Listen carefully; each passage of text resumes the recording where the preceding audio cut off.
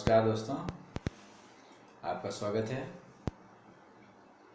आज हम बात करेंगे स्पोकन इंग्लिश की। मैं स्पोकन इंग्लिश का भी ट्रेनर हूँ, तो स्पोकन इंग्लिश के बारे में मैं आपको कुछ टिप्स दूंगा। स्पोकन इंग्लिश को लेकर के लोगों के दिमाग में बहुत सारी भ्रांतियाँ होती हैं। मेरे पास बहुत से लोग आते हैं, बहुत सी किताबें पढ़े होते हैं, उनकी इंग्लिश की वोकैबुलरी भी, शब्द ज्ञान काफ़ी होता है, ग्रामर भी अच्छी होती है। इन सब के बावजूद भी वो अंग्रेजी नहीं बोल पाते हैं। तो आज हम जानेंगे कि अंग्रेजी बोलने के लिए क्या क्या करना चाहिए, अंग्रेजी बोलने, फर्राटेदार अंग्रेजी बोलने के रास्ते में क्या क्या बैरियर्स हैं, क्या क्या बाधाएं हैं, और किन किन चीज़ों का ध्यान हम रख करके अंग्रेजी बोल सकते हैं। देखिए, सबसे पहली बात तो ये समझ लेना है, इसको अच्छे से समझ लीजिए कि दो बातें हैं, रिटन इंग्लिश और स्पोकन इंग्लिश। सिर्फ इंग्लिश नहीं, कोई भी किसी भी भाषा के दो पहलू हैं, एक रिटन लैंग्वेज और एक स्पोकन लैंग्वेज। चूँकि हम यहाँ पे इंग्लिश की बात कर रहे हैं, तो इसलिए हम इंग्लिश के संदर्भ में इन बातों को समझेंगे। Written and spoken English. देखिए, जब हम राइटिंग की बात करते हैं तो हमारे पास काफ़ी समय होता है। अगर हम आपसे कहें, आपको मैं एक पैराग्राफ लिखने को दूं, एक कंपोजिशन लिखने को दूं और आधे घंटे का समय दूं, तो आप आराम से सोच करके, आप पहले सोचेंगे दिमाग में प्लान करके, और उसके बाद उसको लिखना शुरू करेंगे। आपको ग्रामर का ख्याल करने के लिए समय है आपके पास में। आप लिखने के बाद आप अपने सेंटेंस को रिवाइज, आप अपने कंपोजिशन को रिवाइज भी कर सकते हैं कि कहीं कोई ग्रामेटिकल मिस्टेक तो नहीं है, उसको देख करके आप ठीक कर लेंगे। आप सोच सकते हैं, सोचने का समय होता है, सोच करके लिख सकते हैं। ट्रांसलेट कर सकते हैं। Generally people translate from their mother tongue to English. तो आपके पास इन सब चीज़ों को करने के लिए वक्त होता है, समय होता है। But when it comes to speaking, ये सच्चाई समझनी है कि जब हम बोलने चलते हैं, बोलने के समय हमारे पास टाइम नहीं होता है। किसी ने हमसे कोई क्वेश्चन पूछा, हमें तुरंत आंसर देना है, हमारे पास टाइम नहीं है। टेलीफोन उठाया आपने, सामने वाला कुछ क्वेश्चन पूछ रहा है, आपको immediately you have to answer, you don't have time. आपके पास सोचने का या ट्रांसलेट करने का, अपने मदर टंग से इंग्लिश में ट्रांसलेट करने का समय नहीं है आपके पास। आपका सेंटेंस तुरंत देन एंड देयर निकलना चाहिए इंग्लिश में। तो ये डिफरेंस है। तो जो भी ग्रामर हम पढ़े होते हैं वो हेल्पफुल है इन रिटन लैंग्वेज, राइटिंग के लिए वो हेल्पफुल है। पहली बात तो आप ये समझ लीजिए। Speaking is a matter of tongue. ये टंग से, जुबान, जिह्वा से इसका संबंध है, जीभ से संबंध है। बोलने का काम टंग का है, समझने का काम माइंड का है। इसको अच्छे से समझिएगा। समझने का काम माइंड का है, ब्रेन का है। बोलने का काम इसका नहीं है, बोलने का काम टंग का है। तो ये आवश्यक नहीं कि आप ग्रामर के सारे रूल्स आपको आ गए, आपकी वोकैबुलरी अच्छी हो गई तो you will start speaking. No, it is not necessary. कोई ज़रूरी नहीं है, क्योंकि बोलना इसको है। सारे रूल्स और ग्रामर और वोकैबुलरी, एवरीथिंग इज हियर। आपको इसको यहाँ ले आना है, यहाँ लाना है, टंग पे लाना है। आप मदर टंग कैसे बोलते हैं?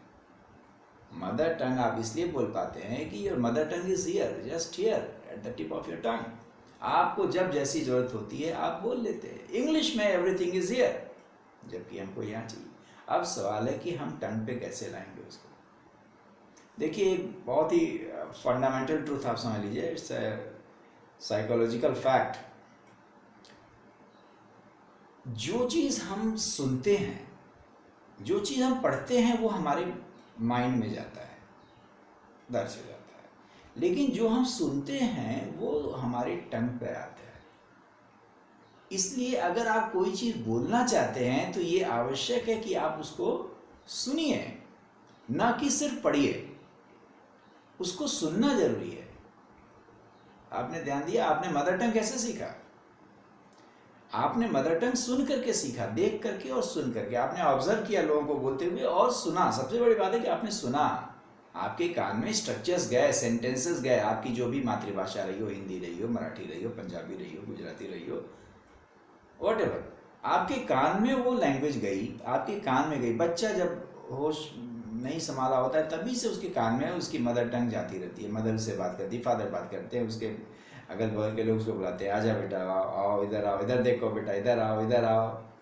तो वो उसके कान में जाती रहती है। और कान में जाने के बाद एक स्टेज ऐसी आती है, बच्चा जब बड़ा होता है, जब वो कॉपी करने के स्टेज में होता है, तो वो कॉपी करना शुरू कर देता है, क्योंकि वो सुनता है, सुन करके उसको कॉपी करता है। जो चीज़ सुनी जाती है वो टंग पे आती है। पढ़ी हुई चीज़ माइंड में जाएगी, बट सुनी हुई चीज़ टंग पे आएगी। इसलिए ये स्पोकन लैंग्वेज का सबसे पहला फैक्ट है और सबसे पहला ट्रूथ है, इसको समझना है। तो यानी कि अगर आपको कोई लैंग्वेज बोलना है, इंग्लिश की बात हम कर रहे हैं, अगर आपको स्पोकन इंग्लिश में इंग्लिश स्पीकिंग की एबिलिटी डेवलप करनी है, तो आपको इंग्लिश को पहले कान से होकर के गुजारना पड़ेगा, या उसको सुनना पड़ेगा। तो आप बजाय पढ़ने के अब सुनने की आदत है। इंग्लिश को सुनिए, सुनिए। जो जन्म से बहरा होता है वो निश्चित रूप से गूंगा भी होता है। ये मेरी बात को प्रूव करने के लिए ये काफ़ी है। It's a law of nature. जो जन्म से बहरा होता है, एवरी डेफ इज कंपल्सरली अ डम, क्योंकि उसके कान में कुछ आवाज ही नहीं गई तो वो बोल नहीं सकता।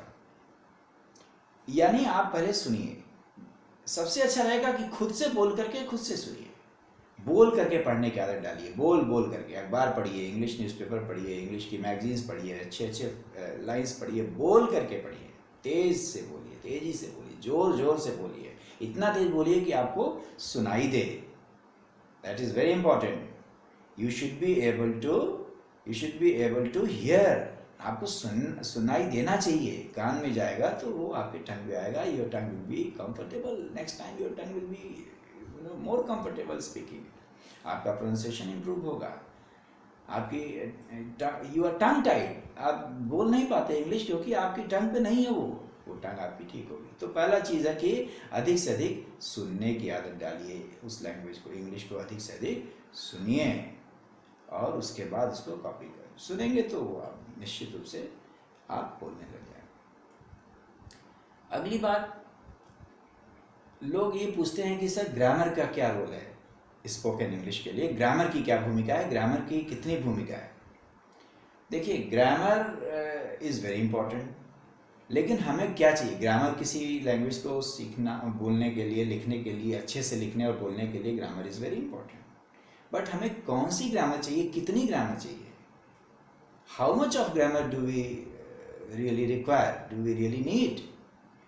देखिए, हमें प्रैक्टिकल ग्रामर चाहिए। आपने कभी ध्यान दिया, आप अपनी मदर टंग बोलते हैं, आपको मदर टंग में क्या ग्रामर की पूरी मास्टरी होती है? ग्रामर पे पूरा कमांड होता है? नहीं। छोटा बच्चा 3 साल का अपनी मदर टंग बोलने लग जाता। 3 साढ़े 3 साल के बच्चे अपनी अपनी मदर टंग बोलते हैं। It's a common experience. कैसे बोलते हैं? वो ग्रामर तो नहीं जानते। उसके बाद अभी वो स्कूल जाना नहीं शुरू किए, ग्रामर तो छोड़ दीजिए। अभी वो क ख ग घ हिंदी अगर बोलता है बच्चा, अभी 3 साढ़े 3 साल का बच्चा, अभी उसकी स्टडीज शुरू नहीं हुई है, अभी वो स्कूल जाना शुरू ही नहीं किया, अभी वो क ख ग घ नहीं जानता, अल्फ़ाबेट से उसका कोई परिचय नहीं हुआ अभी।